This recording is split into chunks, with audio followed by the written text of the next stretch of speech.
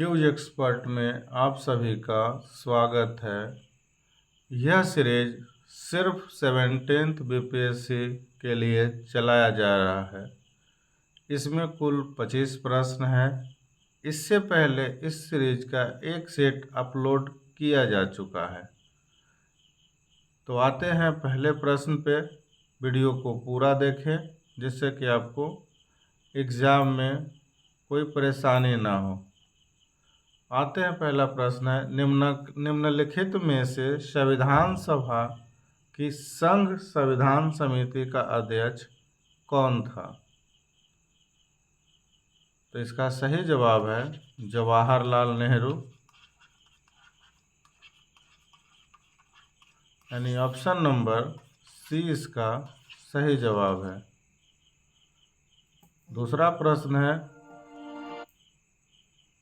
कि भारत के संविधान की 7वीं अनुसूची का संघ सूची ने निम्नलिखित में से कौन सा एक विषय सम्मिलित है? तो इसका सही जवाब है ऑप्शन नंबर ए, खानों और तेलों क्षेत्रों में श्रम और सुरक्षा का विनियमन, यानी ये ऑप्शन नंबर इसका सही जवाब है। अगला प्रश्न है कि निम्नलिखित उद्देश्यों में से कौन सा एक भारत के संविधान की उद्देशिका में समाविष्ट नहीं है? तो ये जो है आर्थिक स्वतंत्रता, आर्थिक स्वतंत्रता जो है ये संविधान में सम्मिलित उद्देशिका में नहीं है, इसलिए ऑप्शन नंबर बी इसका सही जवाब होगा। अगला प्रश्न है, लोकतंत्र का उत्कृष्ट गुण यह कि वह क्रियाशील बनाता है।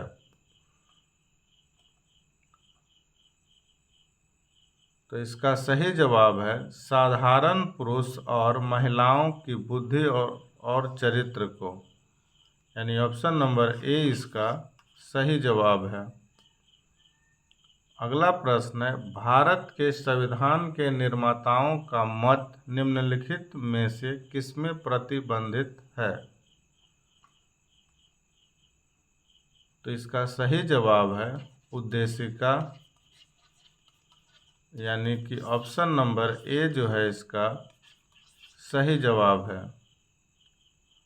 अगला प्रश्न है कि संविधान के 42वें संशोधन द्वारा निम्नलिखित में से कौन सा सिद्धांत राज्य की नीति के निर्देशक तत्वों में जोड़ा गया था? तो इसका सही जवाब है उद्योगों के प्रबंधन के कामगारों की सहभागिता को जो है 42वां संविधान संशोधन में जोड़ा गया था, इसलिए इसका आंसर जो होगा ऑप्शन नंबर बी होगा। अगला प्रश्न है, भारत में मताधिकार और निर्वाचित होने का अधिकार है। तो ये जो है संवैधानिक है, संवैधानिक अधिकार है कि किसी को मत दे सकते, अपना अधिकार है वो, इसलिए ऑप्शन नंबर सी इसका सही जवाब है। अगला प्रश्न है, निम्नलिखित में से कौन सी एक भारतीय संघ राज्य पद्धति की विशेषता नहीं है?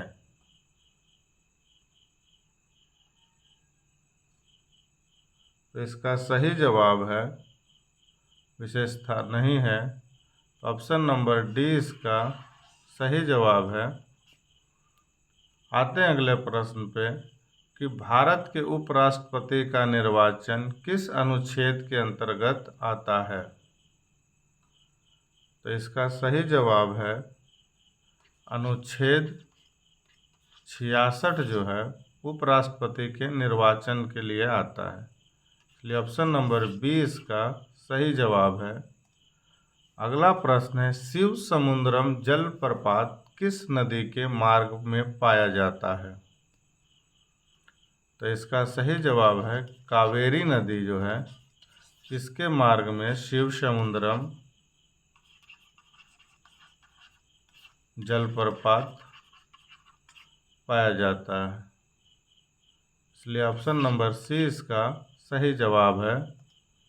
अगला प्रश्न है कि दक्षिण पूर्वी व्यापारिक हवाएं बारिश के मौसम में भारतीय उपमहाद्वीप से किसके कारण आकर्षित होती है?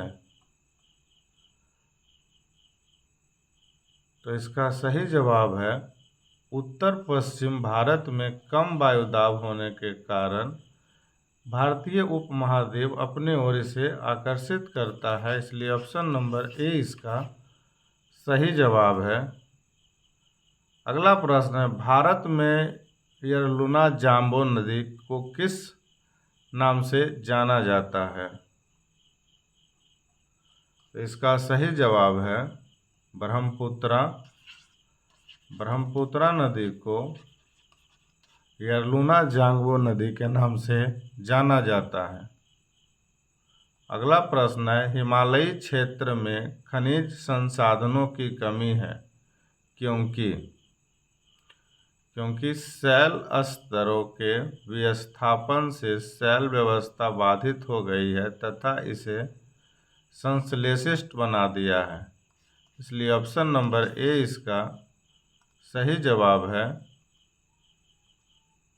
आते हैं अगले प्रश्न पे कि भारत में उत्तरी मैदानों में नहरी सिंचाई सबसे अधिक है क्योंकि नहरों का स्रोत वहाँ जो है बारहमासी नदी, नहरों के स्रोत बारहमासी नदी से जुड़ी हुई है, इसीलिए उत्तरी मैदानों में नहरें सबसे अधिक है।